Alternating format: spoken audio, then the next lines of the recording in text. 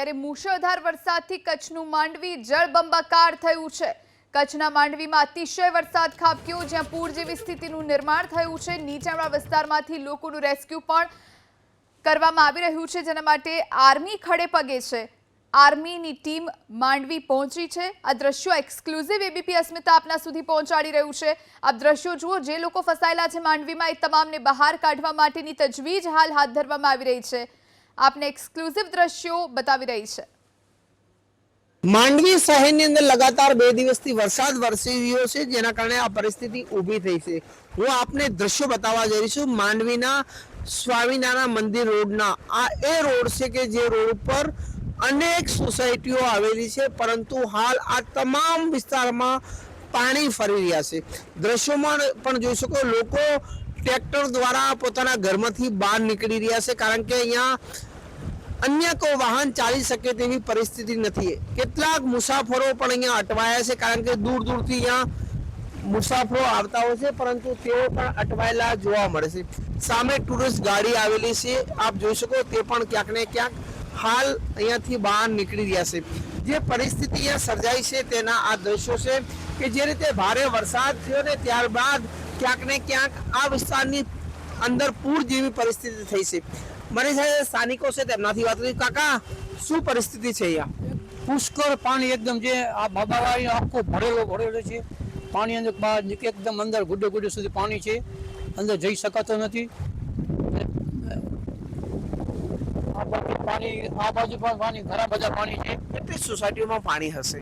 લગભગ બધા સોસાયટીમાં પાણી છે, બધા સોસાયટીમાં। કોઈ એવી સોસાયટી બાકી નહીં હોય કે પાણી વગરની હોય, બધા એક સોસાયટીમાં પાણી છે।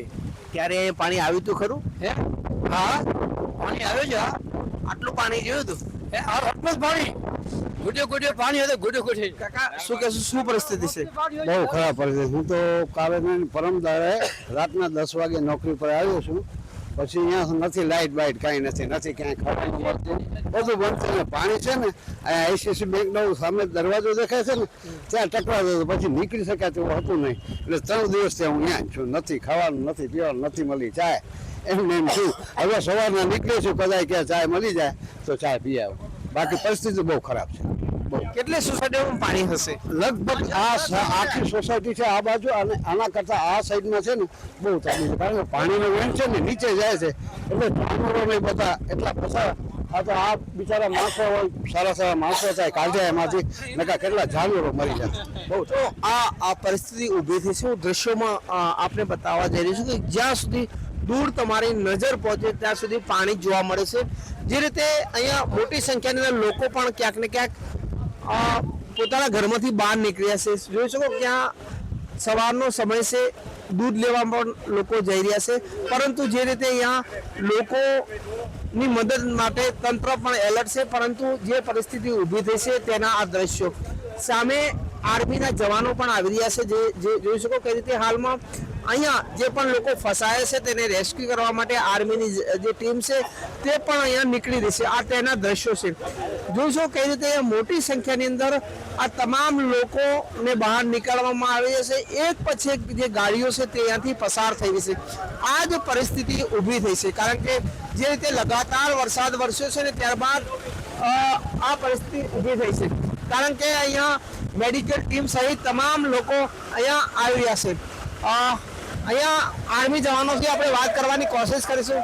आप जो આ તમામ છે सर टीम आ गई है, सर आर्मी की रिलीफ टीम आ गई है। हाँ सर, आप कहाँ तक जाओगे? यहाँ पर बाकरवाड़ कौन सा एरिया है?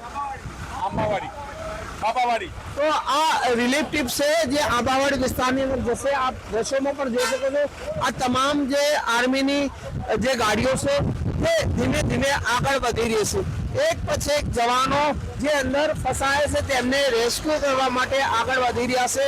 લગાતાર જે રીતે આ વિસ્તારની પરિસ્થિતિ ખરાબ થઈ છે ત્યારે લગાતાર તેઓને રેસ્ક્યુ કરવા માટે આગળ વધી રહ્યા છે। આ જ પરિસ્થિતિ ઊભી થઈ છે। છેલ્લા 2 દિવસથી ન તો આ વિસ્તારની અંદર કોઈ લાઇટ છે, ન કોઈ વ્યવસ્થા ઊભી થઈ છે। તંત્ર જરૂર કામે લાગુ છે, પરંતુ આખરે આર્મીને કામે લગાવવી પડી છે।